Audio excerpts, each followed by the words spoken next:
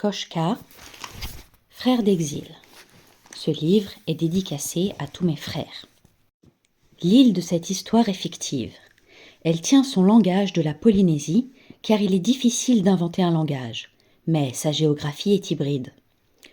Mais dans l'avenir, avec le réchauffement climatique, des sols seront inondés, et ce genre de scénario risque fortement de se produire. Et parallèlement, dans d'autres régions du monde, l'eau risque de se raréfier et les déserts vont grandir. Alors, des hommes, des femmes et des enfants se déplaceront sur la Terre, comme ils s'y déplacent déjà aujourd'hui pour des raisons économiques ou de guerre, et comme par le passé, ils s'y sont déjà déplacés. Face alors que les mieux lotis aient toujours la sagesse d'accueillir leurs frères, sous peine de voir leur humanité se réduire et leur cœur ressembler à une peau de chagrin. Koshka. Partie 1. La tempête. Mon nom est Enoa, et si j'écris aujourd'hui, c'est pour accompagner Nani, ma petite fille, car elle va bientôt partir. Pour elle, je suis Ipa. C'est comme ça qu'on dit grand-père sur notre île. Elle a 8 ans. Lettre numéro 1. Ma Nani, tu sais, toi, qu'il est un peu bizarre ton Ipa, mais tu sais aussi qu'il ne raconte jamais n'importe quoi, et tu sais comme il t'aime. Je t'ai déjà expliqué que ce qu'on voit ne dit pas toujours la vérité. Par exemple, quand les gens ne sont plus là, on croit qu'ils sont morts, alors qu'ils sont seulement cachés. Les défunts sont dans nos cœurs et, si on se concentre, on les entend murmurer. Et c'est vrai aussi pour les arbres, les rivières, les montagnes et les fleurs. Dans le cœur, on a une grande armoire, Nani, remplie de millions de tiroirs, et tout ce qu'on a appris et aimé est là, bien rangé au fond de soi. Les gens, les choses, les animaux et les plantes, même des choses qu'on croit avoir oubliées. Et certaines phrases aussi, Nani. Et des chants, des odeurs, des mots et des poésies. Je t'ai déjà parlé de mon petit chien Kousmine. Depuis qu'on s'est sauvé la vie, il ne m'a jamais quitté. Il dort avec moi dans mon lit. Il dort contre nous toutes les nuits. Bien sûr, ta grand-mère Mo ne le sait pas. Je crois qu'elle n'apprécierait pas. Et le matin, il bondit. Ipa. Donc, mon nom est Enoa. Et si j'écris aujourd'hui, c'est pour accompagner Nani. Mais c'est aussi pour calmer ma peur et pour dire ma colère. Ma peur, parce que nos enfants vont devoir partir vers l'inconnu sur les routes. Et j'aurais préféré que ça leur soit épargné. Et ma colère, parce que je ne pourrais pas les aider. Je suis un vieux, cloué au sol. Mes jambes ne fonctionnent plus depuis l'accident que j'ai vécu à l'âge de 10 ans. Tant d'années d'immobilité. Je ne suis plus vraiment un homme. Je suis peut-être plutôt un arbre. Lettre numéro 2. Ma Nani. Parce qu'on les a toujours connus d'une certaine façon, ou parce que ça nous convient, on croit que les choses et les gens qui nous entourent ne changeront pas. On croit qu'on aura toujours des parents, que les murs de nos maisons tiendront toujours et qu'on aura toujours un toit. C'est un tort. Il y a des moments dans la vie où ce qu'on croyait solide s'effondre. Alors, il faut faire son bagage. Où que la vie t'emmène, Nani. N'oublie jamais d'où tu viens. Mais va. Allez, tant que ton père ne sera pas décidé à partir, je t'écrirai sans relâche. Ipa. Donc, mon nom est Enoa, et si je l'écris pour la 3e fois, c'est parce que je sais qu'il va bientôt s'effacer, et que personne ne sera là pour nous enterrer, Mo et moi. Mais ça, franchement, ce n'est pas grave. Nous nous fondrons dans le sol de la future île. Ou, si l'île devait disparaître, nous nous mélangerons à la mer. Elle nous a toujours nourris. Mais ce qu'il ne faut pas, c'est que notre absence crée un trou dans le cœur de Nani. Les trous dans le cœur des enfants mettent trop longtemps à guérir. Pour moi, il a fallu des années. Pourtant, mon oncle Haru était là, et le petit chien Kousmine. Puis, il y a eu les arbres, et Naori qui m'a appris à les sculpter. Lettre numéro 3. Ma Nani. Ton père n'en est pas encore certain, mais moi, je sais que vous allez partir. En ce moment, Mo rassemble les graines, des amandes et des raisins secs que vous emporterez dans vos sacs. Ça prend peu de place et c'est riche en calories. Partir, c'est larguer les amarres. Vous devrez lâcher l'île, vous devrez tout laisser derrière vous, les palmiers, les dattiers, le sable fin, les citronniers. Vous devrez laisser la maison et tes beaux petits habits. Peut-être prendras-tu ta poupée Kyo, mais ce n'est même pas sûr. Kyo est un peu grande et il faudra mieux remplir ton sac de choses utiles. Mais ne t'inquiète pas, j'ai peut-être une idée sur ce que tu pourrais emporter qui prendrait peu de place, qui serait une part de l'île et qui te relierait à nous. Je vais y réfléchir et faire ce qu'il faut. Ipa. Lettre numéro 4. Manani, je ne comprends pas pourquoi Yetchanek, ton père, met tant de temps à se décider. Avec cette pluie qui tombe sans relâche, les montagnes glisseront bientôt dans les vallées et les rivières quitteront leur lit. Déjà les bateaux de l'île sont pris d'assaut par ceux qui veulent partir, et des navires d'ailleurs arrivent. Il y a des gens qui font commerce avec le malheur des autres. Pardonne-moi si certaines lettres sont compliquées, tu les comprendras plus tard. Mais il est temps que je t'écrive mon histoire pour que tu l'emportes avec toi. L'histoire d'Enora qui perdit le soleil à 10 ans car il se crut seul et abandonné, mais qui le retrouva ensuite. Chaque fois que tu seras découragé, lis là, et le soleil de l'île reviendra te chatouiller les oreilles. Le soleil de l'île qui est en toi. Ma petite fille, ma belle Nani, j'ai beau ne pas pouvoir marcher, tu pourras toujours compter sur moi. Je vais te suivre pas à pas. On ne se débarrasse pas facilement d'Enoa. Enoa est partout, même si on ne le voit pas. C'est dit. Ipa. Montre-moi ce que tu emportes, Nani. Chaque espace compte, ma chérie. Nous avons très peu de place. Et en plus, c'est toi qui porteras ton sac. Il ne faut donc pas qu'il soit trop lourd. Et tu ne le lâcheras pas. Et tu ne nous lâcheras pas la main. On dit qu'il y a beaucoup de monde sur le port. On dit que le monde s'empresse de partir. On dit que c'est un peu la panique. Oui, mais on va où ? Demande la petite fille aux yeux foncés et aux cheveux ondulants. On ne sait pas. Personne ne sait, ma chérie. L'île prend l'eau de tous les côtés. Personne ne comprend ce qui arrive. Elle ne s'est jamais comportée ainsi. C'est comme si elle nous chassait, comme si elle ne voulait plus de ses petits. Et papa ? Où est papa ? Demande Nani. En bas, avec tes grands-parents, répond Yomi. Ensemble, ils rassemblent des vivres. On ne sait pas quand on pourra se reprocurer à manger. C'est l'inconnu. Je n'ai pas de réponse, ma chérie. Et Ipa ? Et Mo ? S'inquiète soudain la fillette. Viennent-ils aussi ? Non, ma chérie. Ipa ne marche pas et il refuse d'être porté. Tu sais comme il est fier. Et Mo est très attachée à lui. Elle aime plus que le verbe aimer. C'est beau, tu sais. Ils ne se quitteront jamais. Et si la maison tombe ? Et si l'eau coule ? Demande Nani. Je ne sais pas. Faisons nos sacs et allons les voir, ma chérie.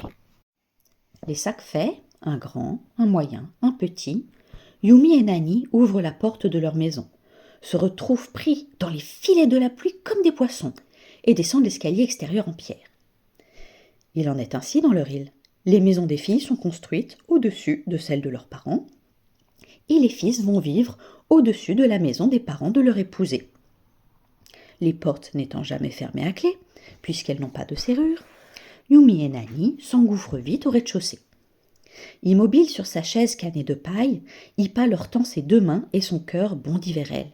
« Mais chérie, c'est bien, vous allez partir !»« Nani, ces 3 choses que tu vois sur la table sont à toi si tu veux les emporter. Elles sont petites, elles pourront se glisser dans ton bagage sans t'encombrer. Pour faire ce choix, j'ai dû beaucoup réfléchir. Apporte-les-moi, s'il te plaît, afin que je t'explique. » Le cœur battant, Nani regarde ce dont il s'agit. Une pierre, un petit oiseau en bois, des feuilles glissées dans une poche en plastique. « Bien, dit Ipa. Maintenant, assieds-toi près de moi, tu auras bien le temps de marcher.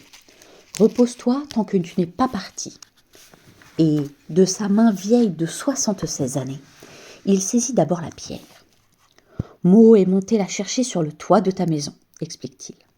C'est un morceau de la première pierre qu'à ta naissance, ton père a posé au-dessus de votre toit. C'est donc un morceau de la première pierre qui était destiné à fabriquer ton logis. Emporte-la et, quand tu seras grande, tu l'intégreras à ta future demeure. Ainsi, où qu'elle soit, celle-ci s'appuiera sur une pierre qui vient d'ici. » Puis, il saisit les feuilles dans la pochette en plastique. « Ça, ce sont des lettres de moi pour toi, commente Ipa. Des lettres que j'ai écrites en avance pour quand tu en auras besoin. Des lettres à lire et à relire. Des lettres pour toute ta vie, Nani. Prends-en bien soin. Je les ai mises dans une pochette étanche pour qu'elles ne prennent pas l'eau. Accroche-la autour de ton cou. Ainsi, mon cœur sera contre le tien, et si tu en as besoin, tu l'entendras murmurer. » Puis, il saisit l'oiseau. « Et maintenant, le plus beau. Voilà, quand tu seras arrivé quelque part et que toi et tes parents vous ne serez plus inquiets, quand les choses auront repris un autre cours et qu'elles seront redevenues un peu tranquilles, tu poseras l'oiseau sur le rebord d'une fenêtre ou tu l'accrocheras dans un arbre. C'est un pigeon voyageur, Nani. Il s'envolera quand tu auras le dos tourné et, à tire-d'aile, il passera les mers et viendra nous dire ton bonheur.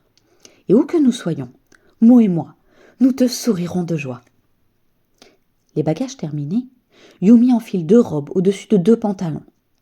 Janek aussi met plusieurs couches, ainsi que la petite fille. C'est toujours ça de prix en plus de leurs bagages. Puis, ils enfilent leurs cirés et leurs sacs à dos qu'ils protègent en les entourant de bâches en plastique. Les adieux sont ensuite rapides. Il n'y a pas de mots pour dire ce qu'ils ressentent. Et maintenant, il faut faire vite. Car si le port n'est qu'à une 20aine de kilomètres, ils doivent descendre la montagne, et l'île est très vallonnée. « Nous vous aimons, » dit Ipa en les serrant à tour de rôle dans ses bras. « Emportez-nous avec vous, et ne nous oubliez jamais. » Et Mo sort sur le pas de la porte pour les accompagner du regard. Et personne ne voit ces larmes qui se noient dans la pluie quand Janek et Yumi s'éloignent avec leur Nani, qu'ils tiennent très fort par la main.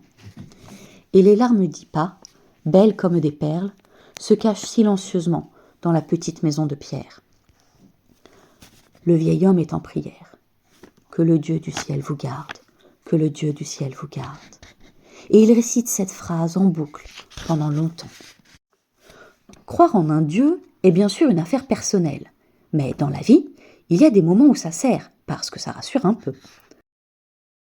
En pensée, Yumi, qui suit Janek, qui tire Nani, se met à genoux dans sa tête et se confie, ainsi que les siens, à celui qu'elle imagine comme un soleil tout en haut. Et, sans doute parce qu'à cet instant elle a peur et qu'elle se sent toute petite, elle a envie de réciter le poème que sa mère lui a appris à dire quand elle était petite fille. Elle venait d'apprendre à parler. « Merci, Dieu du sel, pour le poisson que tu vas mettre dans notre assiette à midi, et merci pour le riz, et pour les fruits que tu déposes sur les arbres, et pour les fleurs si odorantes et si jolies, et pour tout le reste que nous n'aurons jamais le temps de dire, car ce serait infini. » Mais elle n'en a pas le temps. Janek se retourne et crie qu'il faut accélérer le pas. Puis, il donne la cadence. Pauvre Nani. Pour elle, ce n'est pas vraiment marcher, c'est plutôt courir. Et déjà, ses chaussures sont pleines de boue et son petit visage ruisselle. Et Yumi, qui n'a pas pu dire son poème, doute du poisson qu'ils auront dans leur assiette à midi. Elle a le pressentiment qu'ils vont connaître la faim. « Papa !» hurle la fillette, et sa voix passe à peine au-dessus de la pluie qui tambourine. « Pourquoi on ne prend pas la voiture ?»« Ce serait dangereux, les sols sont glissants !» répond son père brièvement. Et effectivement, rapidement, il tombe sur des voitures embourbées et abandonnées. Manifestement, d'autres Iliens sont aussi partis à pied. Puis, ils quittent la route et prennent à travers les arbres. Fuite éperdue. Janek, qui a mis longtemps avant d'accepter de partir, essaye vainement de rattraper son retard. Parfois, il porte sa fille pour lui faire passer un obstacle. Parfois, les arbres, leurs frères de bois, les aident en leur tendant leurs branches pour les empêcher de glisser, et leur feuillage, retenant l'eau, leur offre un semblant de toit. Mais soudain, Yumi dérape, dévale quelques mètres sur les fesses et se relève les vêtements jonchés de feuilles et de fleurs. Pas le temps d'avoir mal, ni de se nettoyer et de se frotter les jambes. « Ça va ?» lui crie Janek. « Ça va !» répond sa femme en boitant. « Papa, je suis trempée !» crie Nani, dont le cœur s'affole comme un oiseau soudain enfermé dans une boîte. « Tout est trempé !» répond son père. « Papa, on peut ralentir un peu ?»« Non, ma chérie, » répondit-il. Et, tel un pantin tiré sous la pluie, Nani comprend qu'ils entrent dans une période difficile. Elle comprend que ces questions resteront longtemps sans réponse et que commence le temps de la grande fatigue. Elle comprend aussi qu'elle doit coopérer. Elle doit suivre ses parents et faire confiance, les yeux fermés. Elle ordonne alors à ses 2 jambes de courir. Elle leur explique qu'il n'y a pas à discuter. La pluie l'a ainsi décidé et personne ne commande la pluie. Alors, elle dit à sa tête de se taire. Ne pense pas, n'aie pas peur, sois comme un petit robot. Et c'est en fait très bien pensé. Nani, petite fille d'Enoa, a souvent de très bonnes idées. Il faut dire qu'elle est allée à bonne école. Avec Enoa, ils ont souvent discuté. Et à ce train-là, elle sent moins les intempéries et écoute moins sa fatigue. Rapidement, ils rejoignent d'autres personnes. Ceux-là aussi portent bagages et enfants et ils courent, poussés par la même frayeur. Au début, Yumi tente de les reconnaître. Ne serait-ce pas Ponui se demande-t-elle en scrutant une silhouette. Ou Monura et Pai. Puis, elle cesse de vouloir les identifier. Teoa, la pluie, brouille complètement les regards. Avec ses trompes d'eau, elle gomme en partie les visages. Et de loin, dans leurs imperméables, comme dans une aquarelle où les contours des formes sont flous, tous les gens se ressemblent. Ils sont tous des hommes qui fuient. Des hommes qui fuient comme de toutes petites fourmis devant la nature en grande colère qui les dépasse. Alors, effectivement, ce n'est plus le moment de se reconnaître puisque de toute façon, on n'aurait pas le temps de se parler. C'est le moment, sauf qui peut, de courir sans rien emporter. Puis, la pluie redouble de rage, battant tout sur son passage avec férocité, et un vent hurlant se lève, semblant vouloir tout arracher. À croire que le ciel a ouvert toutes ses vannes et qu'il ne peut plus les fermer. Nani s'accroche de toutes ses forces à son père pour ne pas s'envoler. Et les arbres, malmenés, rincés, pliés, secoués, s'accrochent de toutes leurs forces par leurs racines à la terre. Maintenant, c'est chacun pour soi. Les géants de bois ne protègent plus personne. Ils deviennent même dangereux. Aveuglée, Janek ralentit le pas et, comme des branches craquent de toutes parts au-dessus de leur tête et que le vent furieux s'en empare et les projette, Nani se met à hurler. Janek avise une maison nichée au creux d'un rocher. « On y va !» crie-t-il, et il court comme des dératés. Parvenu devant la porte, Janek tambourine. Puis, sans attendre de réponse, il actionne la poignée. La maison est vide. Ses habitants sont partis. Janek pousse les siens à l'intérieur et s'engouffre. « Enlevez vos sacs !» Puis, passant une tête dans chaque pièce, il pénètre dans la salle de bain, s'empare de serviettes, se sèche et en donne une à sa femme. Il aide ensuite Nani à ôter son imperméable et la frotte doucement pour tout lui remettre en place. La tête, les cheveux, les idées. La petite fille a été trop bousculée. « Quelle douche !» dit-il. « Et quel vent ! On n'a jamais vu ça !» Puis il trouve de quoi manger dans la cuisine. Il y a des fruits dans une coupe, des biscuits, et dans le réfrigérateur, un reste de poisson cuit. « Oh, merci !» murmure Yumi, un peu honteuse d'avoir douté que le ciel les nourrirait. Pourtant, elle sait que son Dieu est infûté et qu'il se manifeste de 1000 façons en empruntant plusieurs aspects. « Quelle chance !» clame Janek en s'emparant des victuailles. « À table !» Et, à l'aide d'une fourchette, bouchée après bouchée, il s'attelle à gaver Nani comme une oie.